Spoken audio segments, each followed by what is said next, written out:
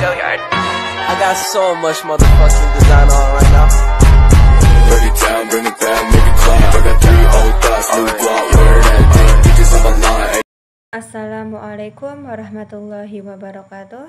Saya akan menjelaskan materi terkait lembaga keuangan dan investasi, yang dimana investasi adalah suatu kegiatan menempatkan dana pada satu atau lebih dari satu jenis aset selama periode tertentu dengan harapan dapat memperoleh penghasilan atau peningkatan nilai investasi di masa mendatang.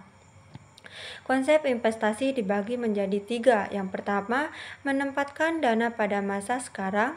Yang kedua, jangka waktu tertentu. Yang ketiga, guna mendapatkan manfaat, balas jasa, atau keuntungan di kemudian hari.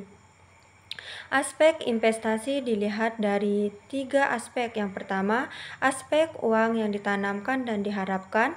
Yang kedua, aspek waktu sekarang dan masa yang akan datang. Yang ketiga, aspek manfaat investasi. Proses investasi. Yang pertama, penentuan tujuan investasi. Yang kedua, melakukan analisis terhadap sasaran. Yang ketiga, pembentukan portofolio. Yang keempat, evaluasi kinerja portofolio. Contoh investasi. Yang pertama, investasi pada saham atau obligasi. Yang kedua, investasi pada properti. Yang ketiga, investasi pada bisnis atau perusahaan. Yang keempat, investasi pada logam mulia. Yang kelima, investasi pada pembangunan. Yang keenam, investasi pada produk keuangan. Yang ketujuh, investasi pada asuransi dan pensiun. Yang kedelapan, investasi pada mata uang kipro. Dan yang terakhir, investasi pada pendidikan. Tujuan investasi. Yang pertama, untuk mendapatkan kehidupan yang lebih layak di masa yang akan datang. Yang kedua, mengurangi tekanan inflasi. Yang ketiga, dorongan untuk menghemat pajak.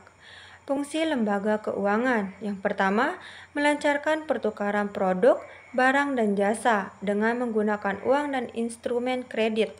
Yang kedua, memberikan pengetahuan dan informasi. Yang ketiga, memberikan jaminan.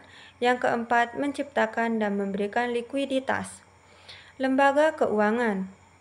Yang pertama, lembaga keuangan bank, dan yang kedua, lembaga keuangan non-bank. Lembaga keuangan bank dibagi menjadi 3. Yang pertama, bank sentral, bank umum, dan bank pengkreditan rakyat atau BPR, yang dimana bank sentral contohnya BI atau Bank Indonesia. Yang kedua, bank umum contohnya Bank Mandiri, Bank BRI, Bank BNI, Bank CIMB Niaga, Bank DBS Indonesia. Yang ketiga, contoh dari bank perkreditan rakyat atau BPR. Yang pertama, BPR Karya Hidup. Yang kedua, BPR Karya Indah. Yang ketiga, BPR Patriot. Yang keempat, BPR Syariah Mitra Tani. Dan yang terakhir, BPR Primadona. Lembaga keuangan non-bank. Yang pertama, perusahaan asuransi. Yang kedua, dana pensiun. Yang ketiga, koperasi simpan pinjam. Yang keempat, pasar modal.